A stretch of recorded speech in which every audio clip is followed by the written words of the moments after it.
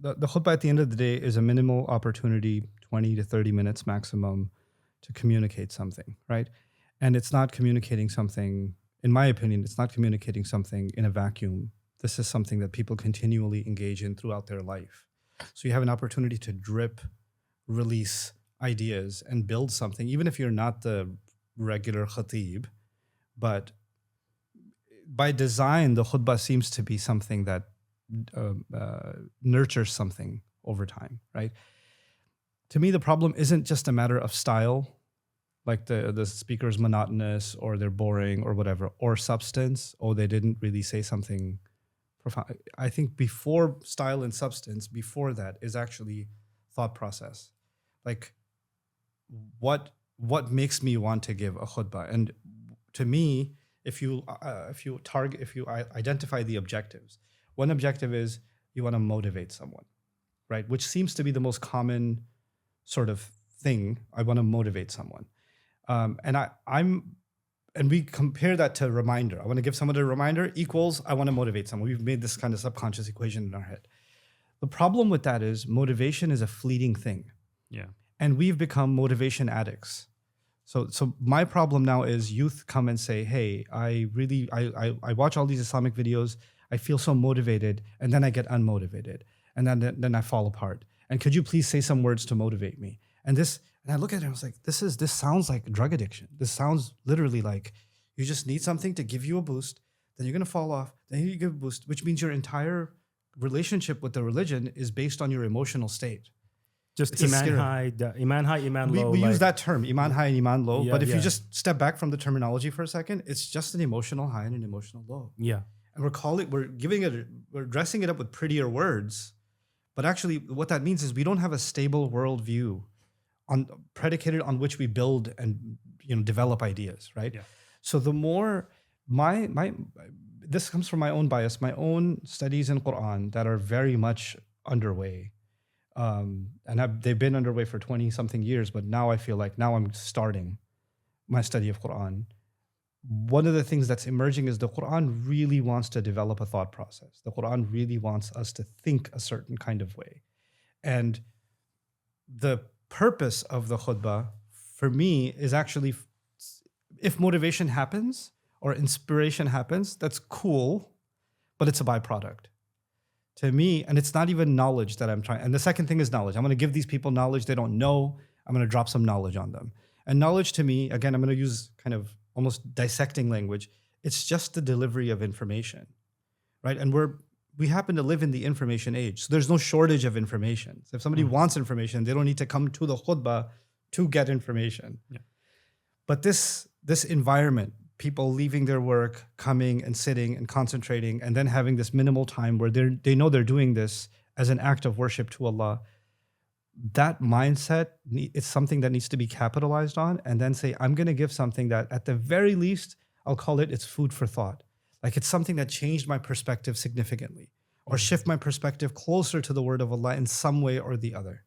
And the worldview of the Quran is essentially based on how we think about things like how we think about history, how we think about our behaviors. What are the core principles that are at play, whatever the situation is going on in the world. For example, somebody wants to comment on what's going on in the world, right? The go-to is let's find a story in our history that seems to correspond in some way and has some points of convergence with the events that are taking place. 100%. So if there's a war, let's tell a war story from history, right? Or if there's a need to give, let's give a charity story, right? Because then the point is they're going to give charity. My problem with all of that is you're looking at the surface of the literature, the sacred word. Yeah. You're not looking at the principles underlying it. And it's actually, once you understand the principles, they have universal value, and then they can apply to situation A, situation B, situation C, right there. Because Gaza is on everybody's minds, for example, right? And every khutbah, if you give a khutbah about anything right now, somebody will come along and say, brother, you didn't give a khutbah about Gaza, right? And even that, as unpopular as that may sound, may Allah Azza wa Jal, secure Jannah for the shuhada of Gaza and give them peace and prosperity and security, and punish the people that are doing the satanic things that they're doing to them. Amen. Right? Like having said all of that, the issue is even on that, what's the mindset become? Well, unless I hear something about Gaza, that means the Ummah doesn't care. These leaders don't care, right? Wait, hold on. And then unless somehow it's tied in to, and I critically really tried to listen to what's being said about the subject from an Islamic perspective. And what do you get? We're so helpless. We're so powerless. One day Allah will get them and we have to wake up. Okay. And then when you keep hearing the Ummah has to wake up, everybody sitting there is like, yeah, the Ummah has to wake up. I'm already awake though. Yeah. Like everybody else got to wake up. Or if best case scenario, somebody looks at themselves and says, yeah, I got to wake up. What does that mean? What I got to do? Like I got to, pray more? What are you asking me to do? There's no, and maybe they're not capable of thinking in that way. Like, what am I supposed to do with this information, right? And that's, to me, the job of the khatib is to say, okay, let me nudge you in a certain direction and give you not just practical steps, but really thought through what does this look like, right? And how does change happen? So this last khutbah, for example, I just gave khutbah in King Fahd yesterday. And it was in fact about Gaza.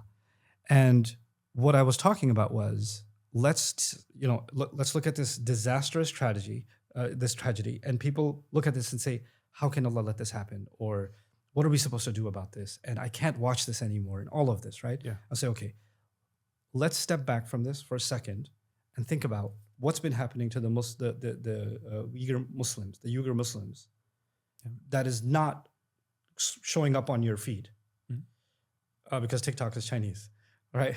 Or let's look at what's been happening in Sudan or in so many. The list is very long, right? But when we see something, the ummah is like, oh, this is intolerable, but it's actually happening all the time. And then let's take even a further step back. Okay, when it's atrocity to this level, it's inexcusable.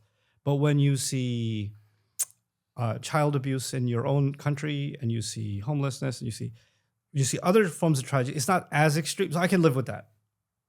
I'm okay with that. So are we sensitized to some things and desensitized to others? And what does the Quran really want us to think about this? And let's look at tragedy in the seerah. Like, did the Prophet ﷺ not love humanity more than we could? Did he not love the believers more than we could? When he sees Bilal being tortured, is that not a state of emergency for the Prophet ﷺ? Right? And is he not like gutted? And actually the people that love him, that he loves the most, are the people that are torturing him the most and humiliating him the most. And the situation continuously escalates. So the Prophet ﷺ is in an enormous amount of agitated state continuously for 13 years, continuously. But Allah seems to just keep telling him what looks at the surface like a passive, وَاصْبِرْ عَلَى مَا يَقُولُونَ, be patient over what they say, أَعْرِضْ عَنِ الْجَاهِلِينَ, ignore the ignorant, فَإِذَا الَّذِي بَيْنَكَ وَبَيْنَهُ عَدَاوَةٌ كَأَنَّهُ وَلِيٌّ حَمِيمٌ. Ayat on top of ayat. Just let them be, let them do their thing. Allah will deal with them. You just do what you got to do. Pray, make this speech in the night and the mornings, and remember Allah, etc., etc. But then you have to step back and ask, why did Allah do that? Like, why did He do that? Hindsight is 2020. You got 2 decades, a little over 2 decades to change the world, and 13 years are going by and ain't nothing happening. And Allah is not even saying, by the way, pretty soon I'm going to let you make hijrah, and then you're going to build an army and you're going to take care of these people. Just wait until then. He's not telling him anything. He's not telling him. So when you think about that, what he's actually doing is he's cultivating a mindset. He's building a certain kind of maturity in the Sahaba that they're not going to react to the situation. They're going to build themselves no matter what. And it's the people that really were able to, that's why the parable in Surah Al-Fath is about the crop that matured. Because when they're so strong within, the simplest way, I don't want to ramble on with it because we got so many things to talk about, but the simplest way to put this is Allah built a group of people that instead of the outside world impacting them, He was building people that wherever they are, they keep impacting the outside world. Right? So instead of being reacting to situations, the world is acting and influencing situations. They're influencing They're the dominant situations.